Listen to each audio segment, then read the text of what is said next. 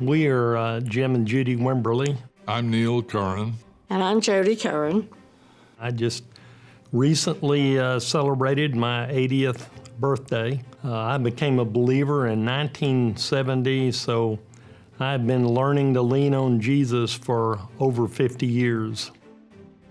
Well, when it comes to sound doctrine, I think of things that I learned early in my faith. The great commandment is to love God with your whole heart and soul and mind, and to love others as yourself. And then I learned the Great Commission, which is to make disciples.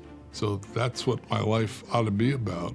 Well, holding to sound doctrine is important because it is the only truth in the universe that we or anyone can rely on. We are just in a stream of various ideas and thoughts that culture is pushing on us. And so holding on to sound doctrine is having a steadfast place to where you can be sure of what you're choosing each day when you choose sound doctrine, that it's what God would want you to do.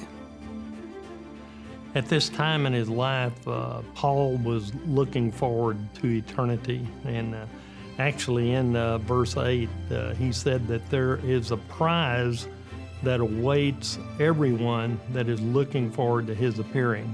That prize is the crown of righteousness. And Judy and I also are looking forward to eternity, and we're looking forward to his appearing. And my dad was just the greatest guy, and whenever I did anything that was a little out of the ordinary that he approved, I'd get a big smile. And I go through life thinking, even when people reject what I'm saying about Jesus or don't agree with me, I just think to myself, well, Jesus is smiling. One of the things that we have done is that we have prayed that God would allow us to show and share the love of Christ with people that he brings around us. And we want to be faithful and available to do that with our words and with our ways. And we, like Paul, have had some disappointments, but God has never abandoned us. The fact that Paul was seeing his life poured out, and of course at 77 and 80, I have no fear of death, and I recognize that we're all dying. Sooner or later, we're all dying. And so what do you want to invest in? What do you want to give your life to?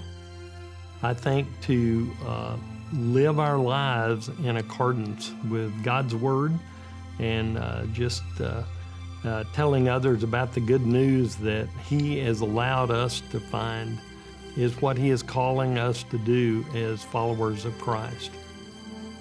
You want to finish well, then you need to keep growing.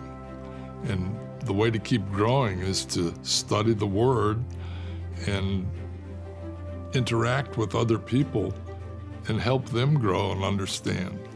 I think that's the key, is continually being involved in the Word and studying it and learning and serving others.